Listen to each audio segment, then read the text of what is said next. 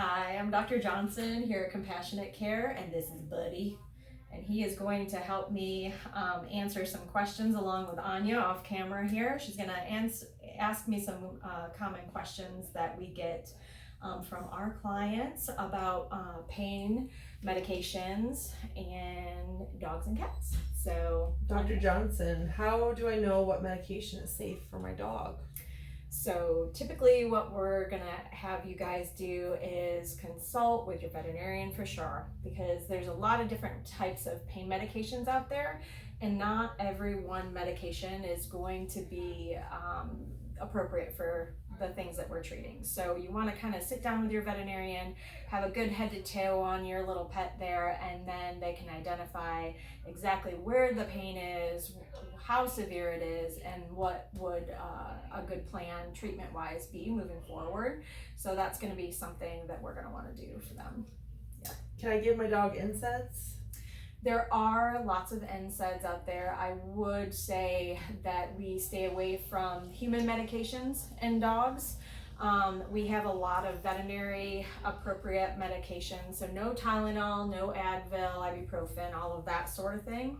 I would speak with your vet, and then we can kind of, once again, like, formulate a good plan and discuss those options. NSAIDs in dogs can be a little bit tricky sometimes, and we want to make sure that it's safe for your pet. So those with liver or kidney disease, it might not be a good option, but there are other options and stuff out there for those guys if they need it. So how do I know the dosage of pain medication for my dog? So the dose will definitely be calculated usually by body weight, and then we figure out how long the pet needs it, if it's more of an acute injury or something like that, versus more of a chronic old age type of deal where we're treating some osteoarthritis or something like that. And your veterinarian will calculate that dose based on those factors. Are there any all natural alternatives for pain medication for dogs? There are several out there, and what I would recommend doing is talking with your vet to see if they're appropriate. It's more of a case by case, and again, what's safe. Yeah. Okay. How do I give medications to my dog? So there's a lot of ways that we get pretty creative here. Many of you who are clients know that we love peanut butter and spray cheese. It's fabulous for getting pills in. Buddy agrees. And so a lot of those dogs, what we'll do is either hide it in a pill pocket, a little bit of peanut butter, a little bit of spray cheese. But there are some very, very sneaky little dogs that are very in tune and know that you're hiding stuff in pills or in the pill pockets or whatever. So those little dogs, what we'll have to do, Buddy will be our little example here. He's like, oh no.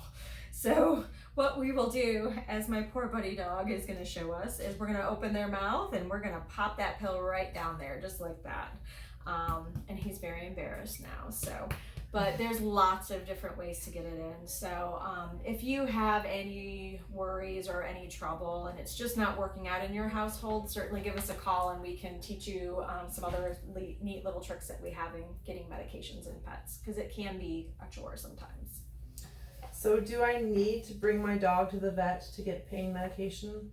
Absolutely. So just getting a good head to toe on these guys makes all the difference in the world, to identify where the pain's at, to know how painful that pet is. But it's also important because then we can look for progression. Are we getting worse? Are we improving on the pain medication? Do we need more? Do we need less? And we can sort all of that stuff out with regular visits and keeping tabs on all those things for you. So